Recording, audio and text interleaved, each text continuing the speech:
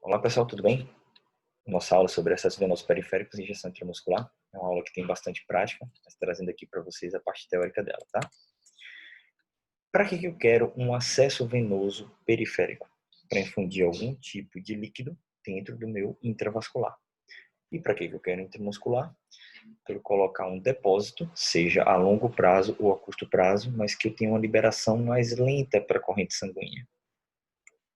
Então, quando eu penso em punção venosa, eu sempre dou preferência às veias dos membros superiores. Por quê? Eu tenho mais facilidade de imobilização do membro superior. Imagina você com a agulha dentro da sua veia safena, no pé ou na perna, e você mobilizando esse tornozelo. Vai gerar dor, vai gerar uma flebite, pode gerar uma tromboflebite, né? Então, ninguém quer isso, então a gente dá preferência aos membros superiores. Sempre veia cefálica primeiro, depois a basílica, mediana de antebraço, dorso de mão. Depende muito, se você quer uma punção rápida, se você quer um acesso de uma permanência maior, né? Depende também do dispositivo que você vai usar, se é um gelco, se é uma agulha simples, um butterfly. Então, tem a veia cefálica, a veia basílica, que se juntam nas medianas, e as tributárias decorrentes delas, né? E as veias do dorso da mão. Bom, agora vamos lá. Eu não consegui nenhuma dessas veias. Por causa disso, o paciente vai ficar sem acesso. Não. Nesse caso específico, eu posso ir para membros inferiores, né? Vocês já viram dentro de hospital pacientes internados com acesso venoso em membros inferiores. Só que eu sempre tenho que planejar uma saída, um plano B. Eu não posso deixar esse acesso no pé. Então, eu posso ir para um central, fazer uma dissecção venosa, mas eu não posso deixar a longo prazo essa veia no pé, não justifica isso. Eu tenho muito risco associado. Mas eu posso usar sim essa fina magna, essa fina parva, as veias dorsais do pé, sem problema nenhum.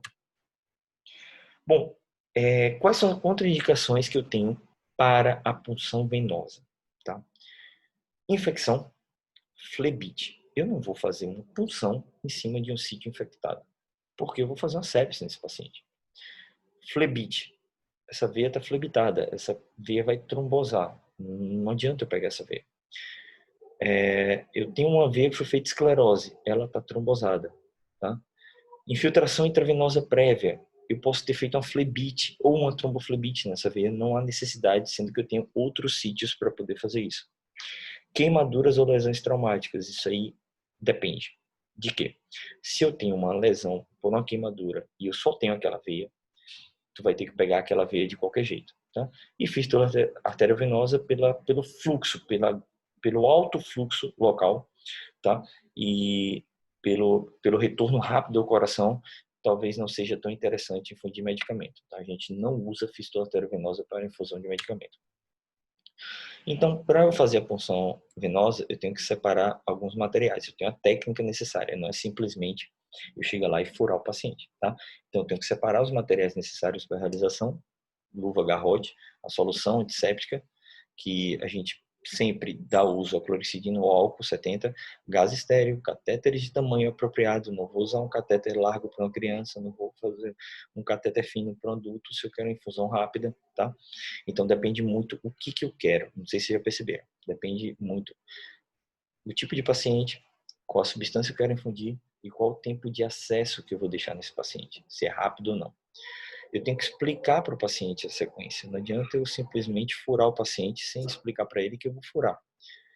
Eu tenho que escolher a veia apropriada, eu já mostrei para vocês, tá?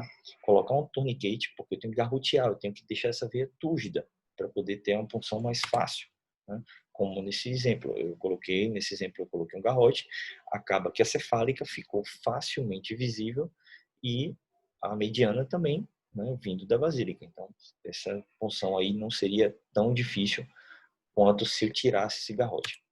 Tá? Eu vou fazer a antisepsia no local da punção, vou segurar firme a mão não dominante, o braço, para evitar que esse braço se mexa, tá? E vou usar o polegar para puxar suavemente a veia no local da punção.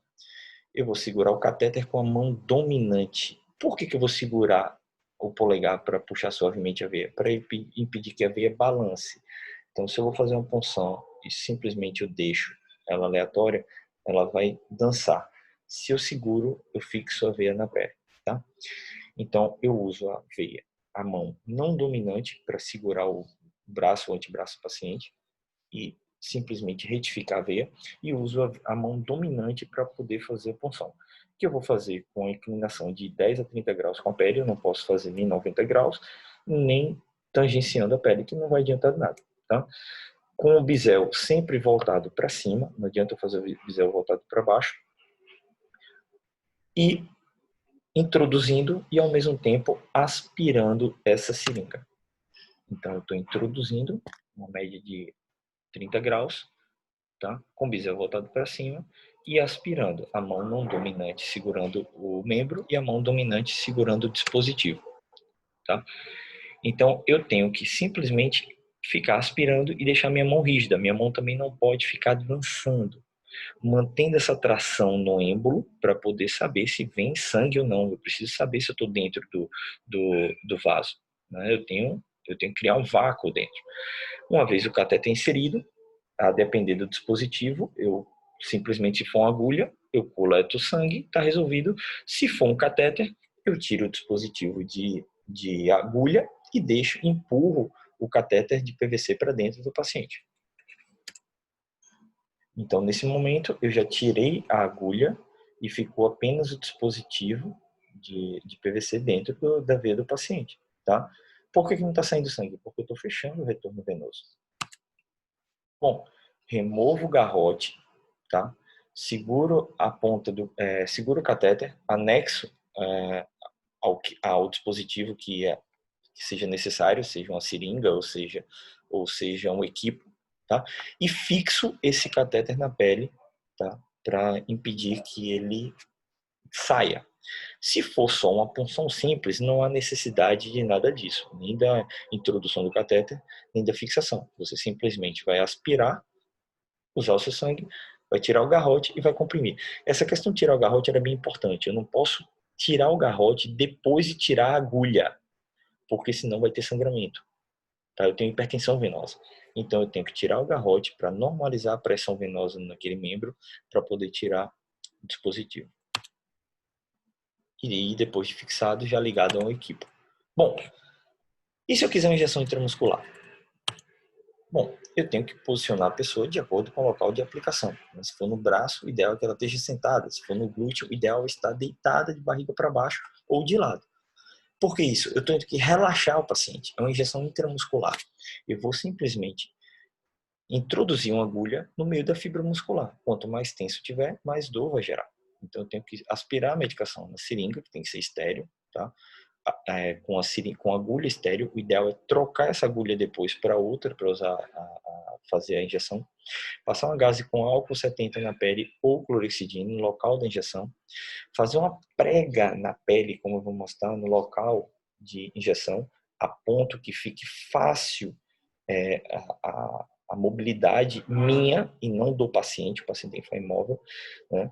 Onde eu consiga fazer a injeção sabendo que eu não bati no osso, porque na prega eu estou colocando a musculatura para cima, eu não bati no osso e nem nenhuma estrutura nobre. Então, por isso que existe o local ideal para punção, tá? Não é necessário quando a gente fazer prega no glúteo, mas antebraço e coxa é necessário, tá? Bom, esse caso já é diferente. Não é um acesso venoso que eu tenho que entrar na veia. É um acesso intramuscular que eu tenho que simplesmente entrar em 90 graus. Eu tenho que deixar intramuscular. Se eu entrar tangenciando o 30 graus, eu posso deixar ele subcutâneo e essa medicação acaba sendo prejudicial. Então, sempre eu vou, aqui é o meu membro, eu vou simplesmente entrar com a agulha em 90 graus. Depois que eu entrar em 90 graus, eu vou aspirar. Para quê? Para ver se não vem sangue. Se vier sangue, eu peguei um vaso, a injeção é intramuscular e não intravenosa. Eu tenho que tirar essa seringa de dentro, tá? Então, eu tenho que fazer, aspirei, não veio sangue, eu vou empurrar o êmbolo lentamente para não gerar dor, porque eu vou gerar uma expansão desse local. Esse local não tem espaço, tá? Depois disso, eu tenho que remover a agulha e o dispositivo e fazer uma prega na pele, pelo menos 30 segundos, para fazer um tamponamento local. Depois eu coloco um curativo, só enquanto se fecha o tamponamento por si só, tá? E tá resolvido. Lembrando sempre de aspirar. É uma condição sine qua non quando a gente fala de injeção intramuscular. tá? Quando eu penso no glúteo, o glúteo é o local mais utilizado para medicamento intramuscular. Por quê? Porque eu tenho uma massa muscular maior, então eu tenho uma menor chance de fazer necrose muscular. Então, sempre que eu tenho que fazer um alto volume ou alguma droga que faz uma reação intramuscular, tá? Então, como é que eu sei onde injetar no glúteo? Eu divido o glúteo em 4 quadrantes e eu vou fazer sempre no superior externo. Então, superior externo, sempre, tá? Eu vou colocar, vou fazer a medição dentro do dividir os 4 quadrantes. Eu vou pegar o meio da divisão dessa cruz, colocar 3 dedos no quadrante superior externo. Eu vou fazer injeção acima dos meus 3 dedos, exatamente onde está essa seta.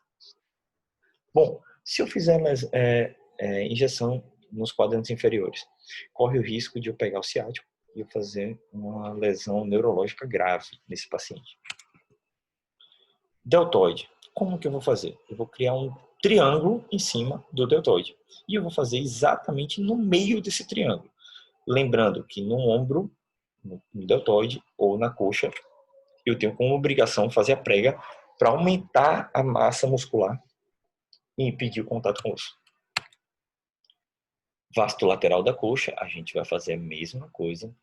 Vai fazer a prega, injetar, aspirar e depois injetar a medicação. Lembrando que eu estou expandindo uma região que não tem espaço anteriormente. Então, o paciente pode sentir dor, mesmo que a medicação não cause dor. Bom, o que acontece se a injeção for mal aplicada? Eu posso ter uma dor intensa, um endurecimento. Imagina se eu rompi um vaso e não percebi. Mesmo que a medicação não seja absorvida, eu posso ter um hematoma. Eu posso ter uma irritação local, inflamação, não necessariamente infecção, com rubor da pele, dor e calor. Eu posso ter parestesia no local da aplicação se eu fizer uma lesão neurológica, como a do ciático.